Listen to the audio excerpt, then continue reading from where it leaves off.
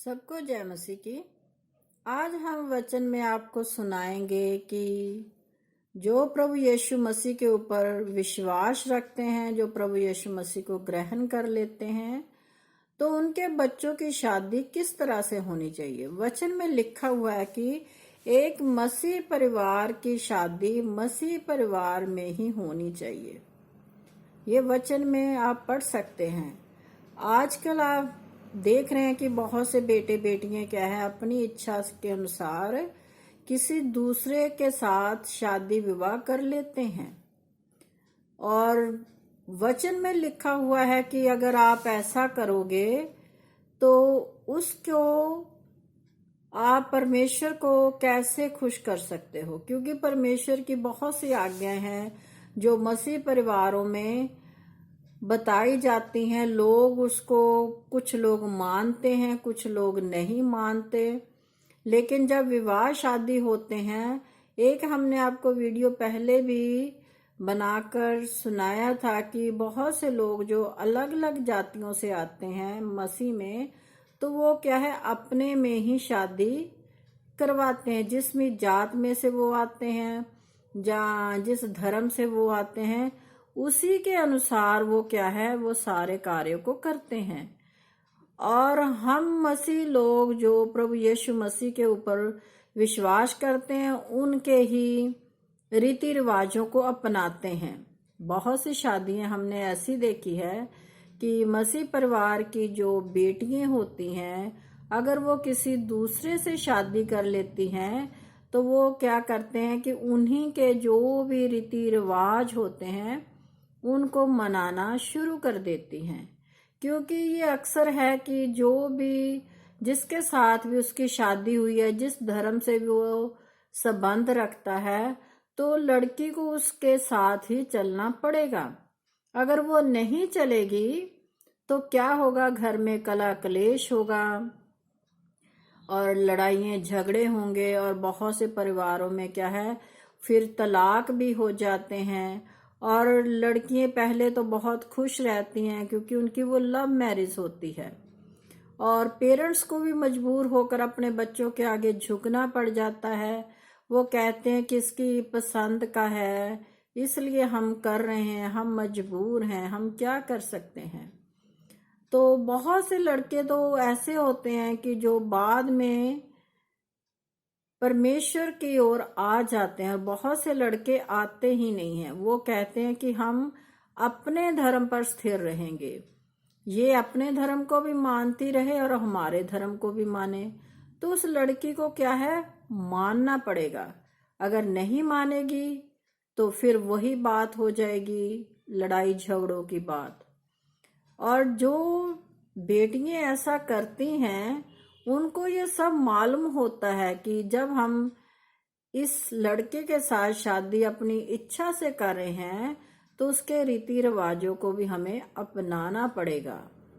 और जब परमेश्वर उन रीति रिवाजों को मनाने से, हमें पवित्र शास्त्र बाइबल में सिखाता है कि हमें उन जैसा नहीं बनना, उनके जो रीति रिवाज है उनको नहीं अपनाना, तो फिर क्या है, हम दोषी ठहरते हैं।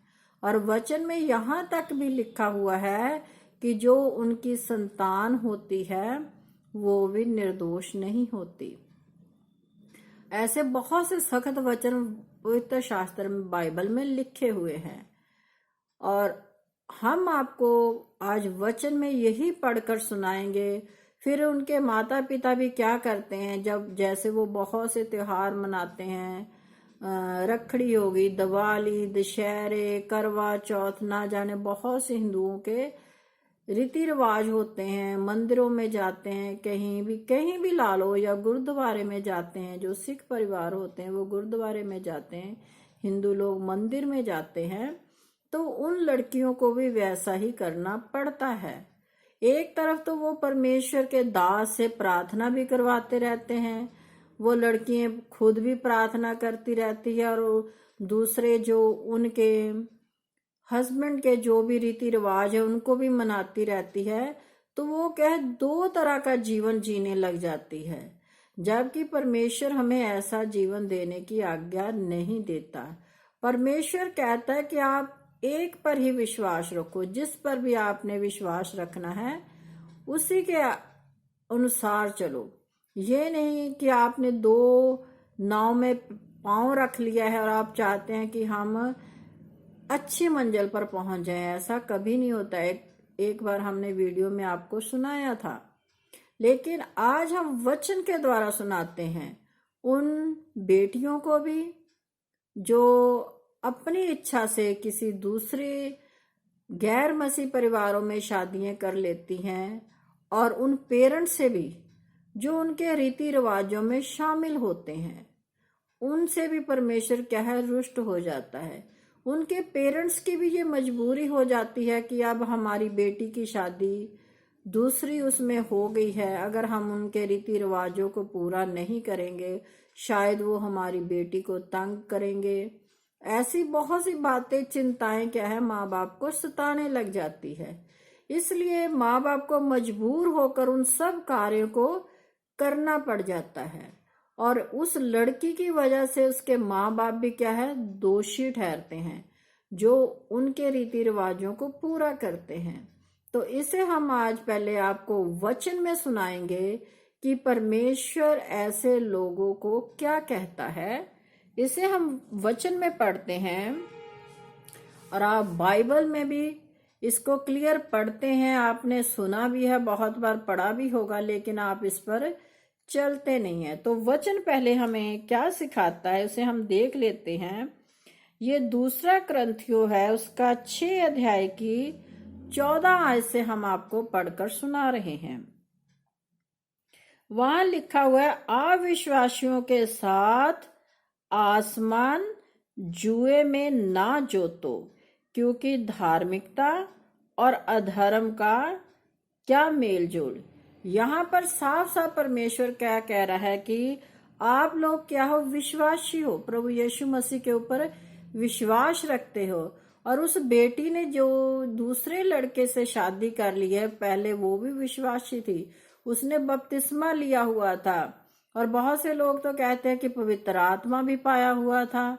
तो ऐसे लड़की ने जब दूसरे परिवार में शादी कर ली है, तो परमेश्वर क्या कह रहा है कि अविश्वासियों के साथ तो हमारा कोई मेल ही नहीं है, और आसमान जुए में ना जोतो, क्योंकि जब हम ऐसा करेंगे तो जो जुआ परमेश्वर ने हमारे ऊपर से निकाल कर फेंक दिया, तोड़ दिया है, शैतान का जुआ जो हम पहले बहुत से लोग जो मसीह परिवार में नहीं थे, उसका जुआ परमेश्वर ने तोड़ दिया है, उन्हें आजाद कर दिया है। तो आप फिर से क्या है, गुलाम होने जा रहे हो। ये वचन में आपने साफ सुन लिया।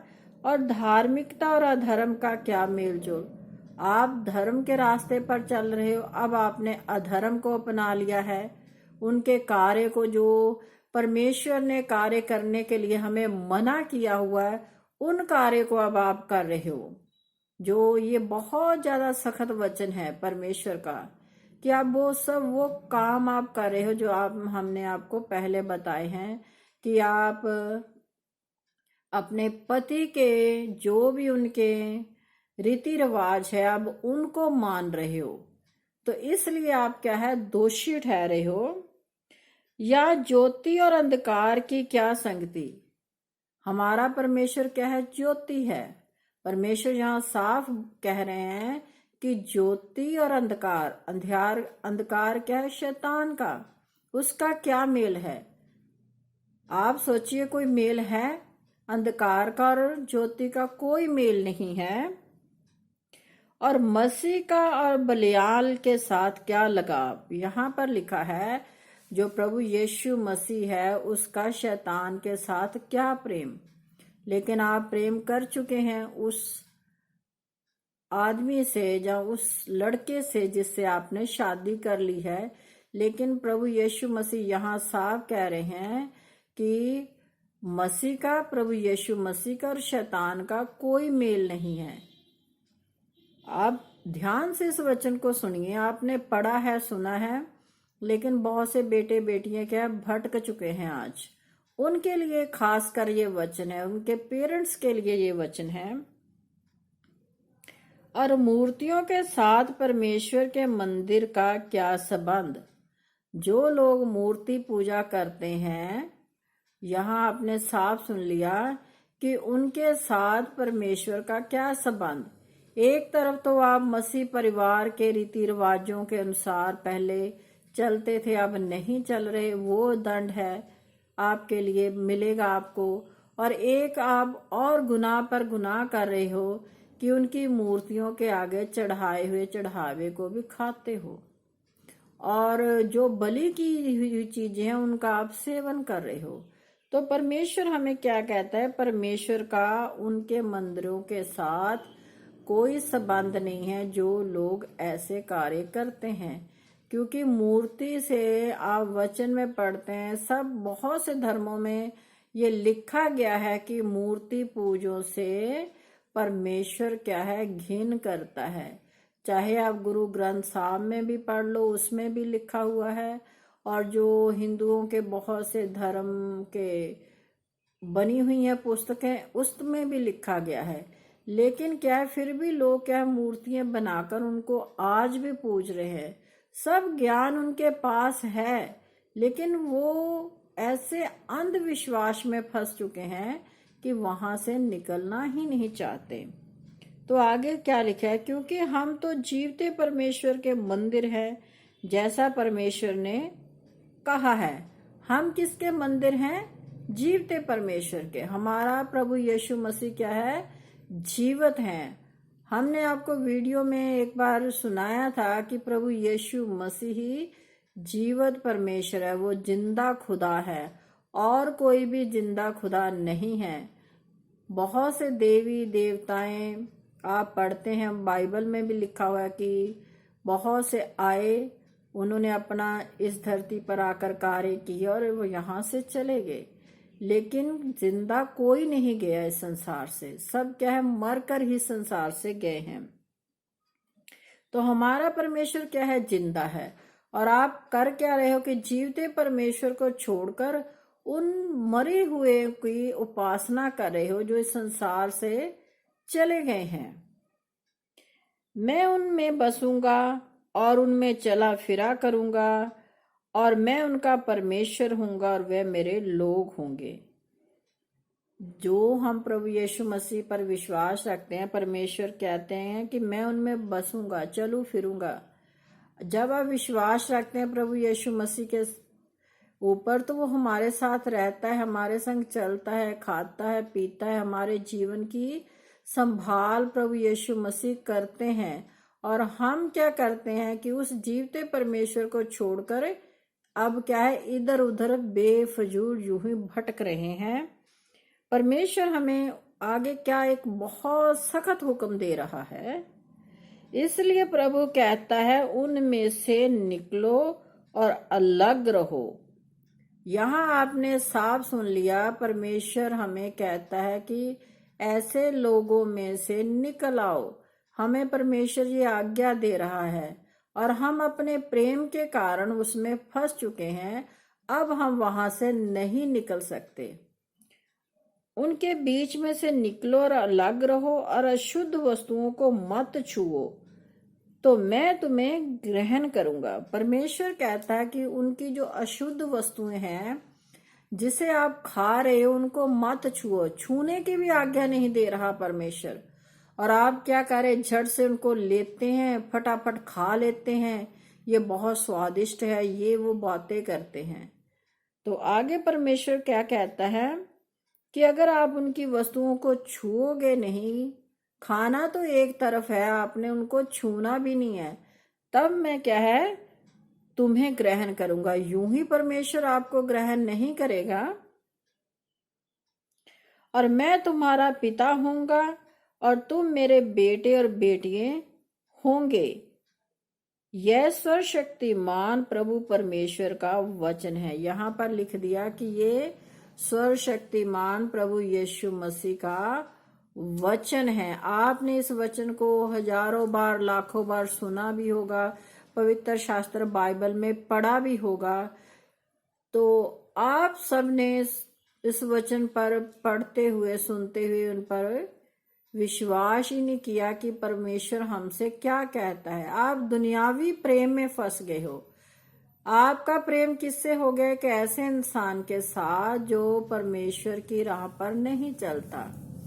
तो आपका प्रेम सबसे वचन में प्रभु यीशु मसीह हमें बताते हैं कि हमारा सबसे प्रेम पहले किसके साथ होना चाहिए? परमेश्वर के साथ। जब आप परमेश्वर के साथ प्रेम करोगे तो परमेश्वर आपकी जिंदगी में एक ऐसा लड़का देगा जो विश्वासी भी होगा और जो क्या है, आपकी हर जरूरत को, हर आपके मन की इच्छा को पूरा भी करेगा। जो आम क्या है, बच्चे चाहते हैं कि हमारा पति ऐसा हो, वो सब गुण उसमें वो अपने आप भर देगा। जब आप पहले से बचपन से ही उस पर विश्वास रखते आए हो तो इस बात पर भी आपको विश्वास रखना चाहिए था कि मेरा प्रभु यीशु मसीह है, मेरे लिए एक ऐसे जीवन साथी का प्रबंध करेगा जो सबसे उत्तम होगा। अगर आपके पेरेंट्स इस बात के लिए प्रार्थना करते, आप खुद इस बात के लिए प्रार्थना करते कि हमारे जीवन में जीवन साथी प्रभु यीशु मसीह की ओर से आए, तो ऐसा ही होता। लेकिन आज हम संसार में देख रहे हैं कि बहुत से बहन भाई क्या है, चर्च में आते हैं, बहुतों ने इस वचन को सुना होगा, लेकिन अब वो कर क्या रहे? दोहरा जीवन जी रहे हैं। एक तरफ तो करते हैं क्या है कि जब कोई दुख मुसीबत परेशानी आ जाती है तो परमेश्वर के दासों को फोन करते हैं कि हमारे लिए प्रार्थना कर दो, हमारे घर में ये हो गया, हमारे घर में वो हो गया। तो कहने का भाव ये है कि परमेश्वर दोहरे जीवन को पसंद नहीं करता। हम बार बार आपको वचन में सुनाते हैं, परमेश्वर ने, आज आपने सुन लिया, परमेश्वर आपसे बात कर रहे हैं कि अंधियारे का और उजियाले का कोई मेल नहीं है, और मसीह का और शैतान का कोई मेल नहीं है। ये आपने भी सुन लिया है।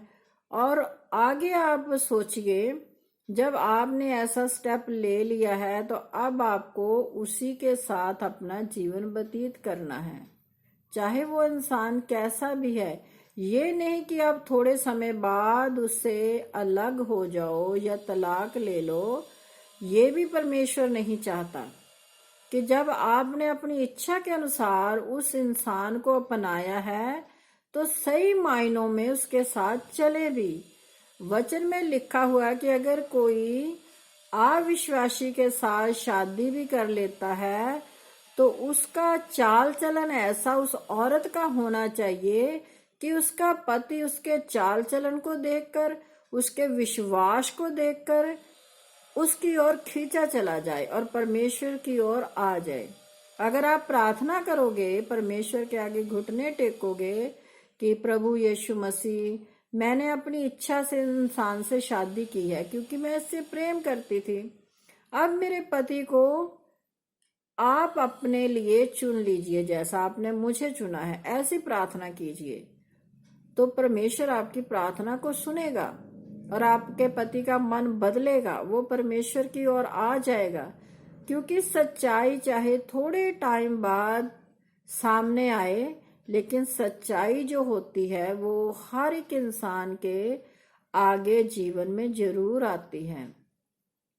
लेकिन वचन में ये भी लिखा हुआ है कि शैतान ने इंसान की बुद्धि को इतना भ्रष्ट कर दिया है, उसकी बुद्धि के ऊपर शैतान ने अपना कब्जा बना रखा है कि वो देखते हुए भी नहीं देखते और सुनते हुए भी नहीं सुनते। क्योंकि ये आम बात है कि जिस धर्म में इंसान पैदा होता है उसी धर्म की शिक्षा पर चलता है। जैसे हमने वचन में आपको सुनाया कि मसीह लोगों को मसीह परिवारों में ही शादी करनी चाहिए, ऐसे ही वो भी इंसान है, आप उस पर भी दोष नहीं लगा सकते।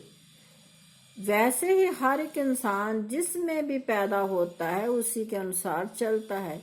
लेकिन आप पवित्र शास्त्र वचन के वचनों को पढ़कर जो सत्य वचन है आप उनको सुना सकते हो, लड़ाई झगड़े से नहीं, प्यार से उनको बता सकते हो कि परमेश्वर ने ऐसा लिखा हुआ है। धीरे धीरे आप प्रार्थना करते रहें, धीरे धीरे उस बेटे का भी मन क्या है, बदल जाएगा। क्योंकि वचन में लिखा हुआ है कि औरत की प्रार्थना में बहुत बल है, बहुत सामर्थ है।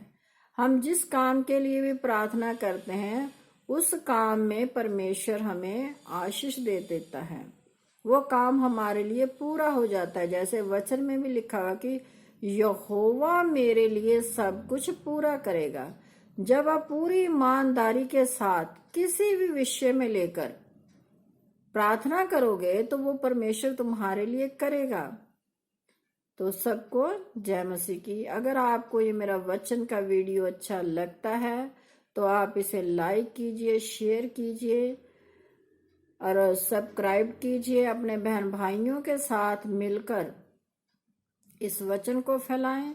और खासकर जो मसीह परिवार के लोग हैं, मसीह में बढ़ने वाले बेटे बेटियां हैं, उनको इस वचन को जरूर याद रखना चाहिए ताकि हमारा जो जीवन है अच्छा बने, आगे हमारे आने वाली संतान का भी जीवन अच्छा हो।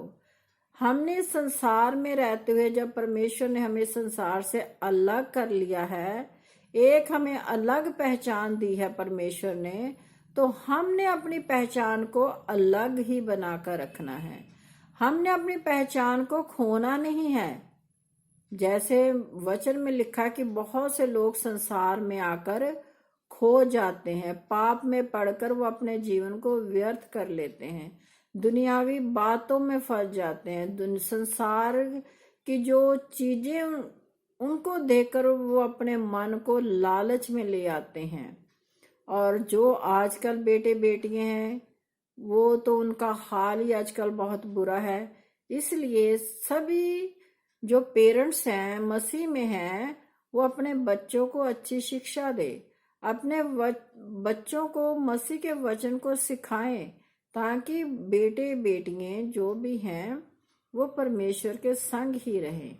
मसीह परिवारों में ही विवाह शादी हो ताकि कोई लड़ाई झगड़े ना हो घरों में, या कोई तलाक की नौबत ना आए, ना बच्चे एक दूसरे से अलग हो। तो ये शिक्षा आप अपने बच्चों को जरूर दीजिए। तो सबको जय मसीह की।